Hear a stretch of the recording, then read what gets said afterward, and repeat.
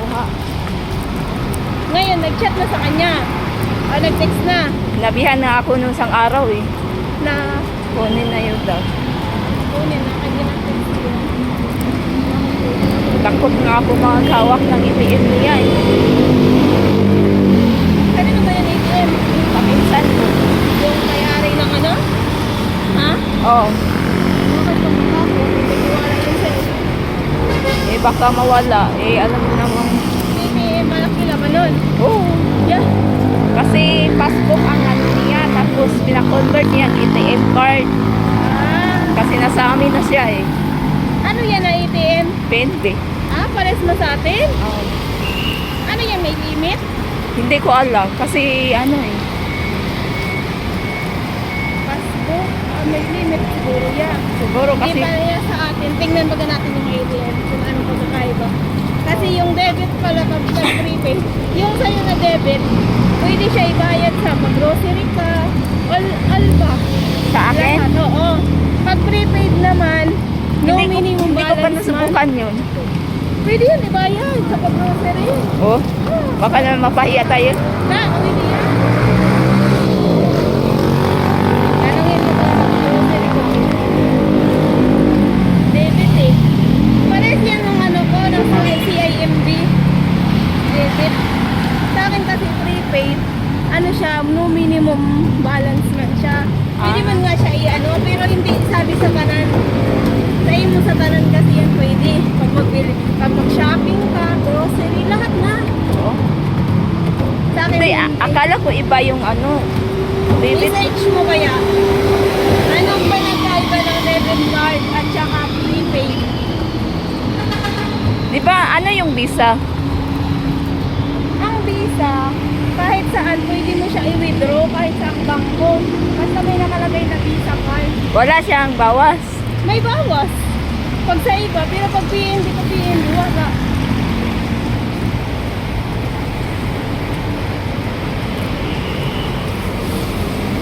Pag-withdraw pala ako sa PNB, wala akong pamalit.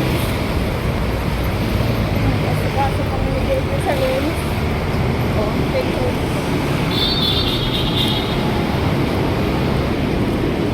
Sa PhilHealth may ano naman dito sa Ongpin ah.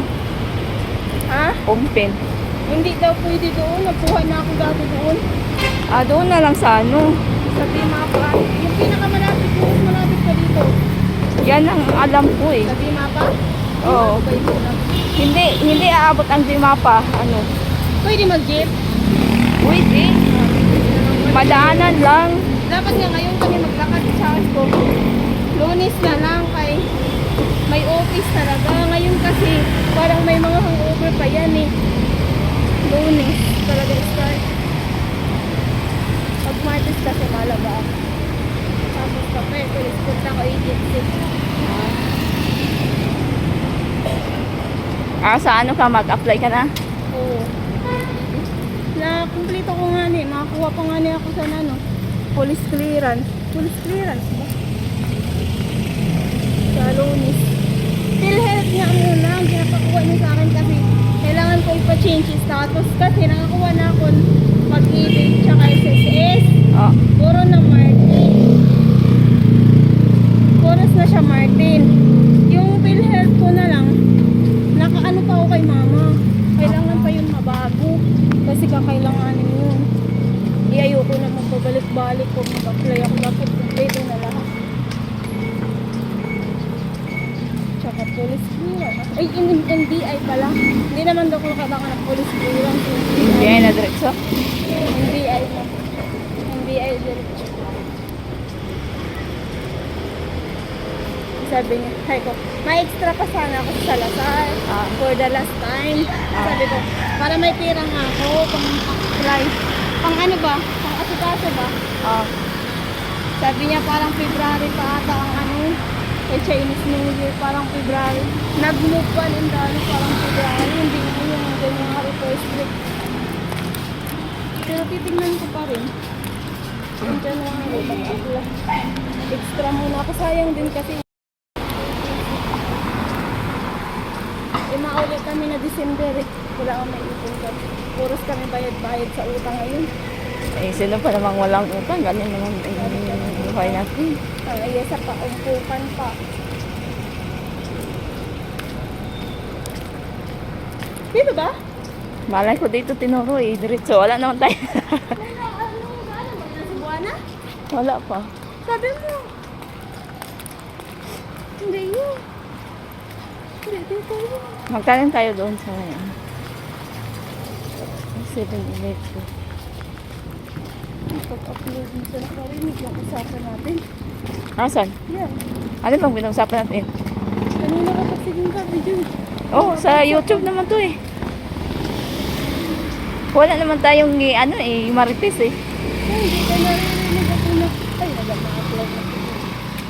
Eh, wala naman. Hindi yun. Maano sila.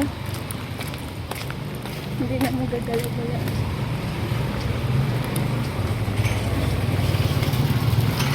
Dito ba yung Cardimar?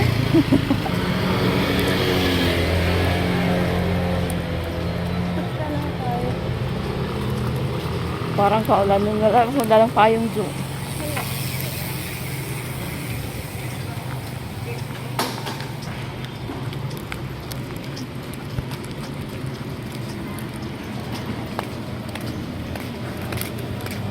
Pwede magtanong, dito ba yung Cardimar?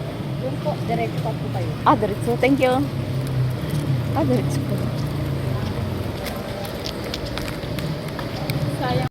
Ako sila papunta ng Cardimar. Naglakad lang kami galing from LRT station.